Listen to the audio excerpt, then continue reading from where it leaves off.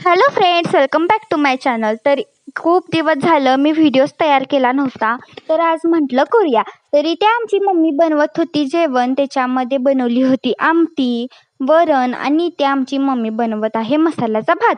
तर ह्या इंग्रेडियंट्समध्ये भात परतून घेतला आणि त्याच्यामध्ये टाकलं थोडं पाणी. नंतर आमची मम्मी ते कट करत होती पनीरची भाजी बनवण्यासाठी. तर फायनली इथे झालेली आहे पनीरची भाजी रेडी. तर आमची मम्मी इथे तळत होती भजी. तर भजी तळून झाल्यानंतर आमची मम्मी तळत होती इथे खुरुगडी पण तळून झाल्यानंतर आमची मम्मी इथे चपाती भाजत होती.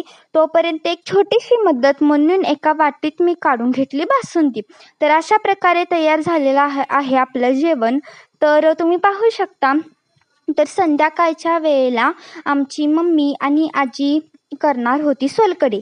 तर त्याच्यामध्ये पहिल्यांदा एका मिक्सरच्या भांड्यात काढून घेतलं खोबरं आणि त्याला चांगलं असं ग्राइंड करून घेऊन त्याच्यामध्ये टाकलं पाणी. आणि आता एका स्वच्छ पांढऱ्या कापडामध्ये ते ग्राइंड केलेलं खोबरं टाकलं आणि त्याचं दूध काढून घेतलं. दूध काढून झाल्यानंतर आम्ही यूज करत आहे ते अस्सल मालवणी बनवलेला कोकम. तरी ते दुधामध्ये टाकलं आहे थोडंसं मीठ आणि कोकम. आता मम्मी अंदाजपंचे करत होती थोडंसं कोकम टाकून. तर फाईन तयार झाली आहे आपली इथे सोलकढी. त्याच्यानंतर संध्याकाळच्या वेळेला इथे पडत होता पाऊस. तर असाच होता आजचा दिवस. भेटूया नेक्स्ट व्लॉगमध्ये. तोपर्यंत बाय.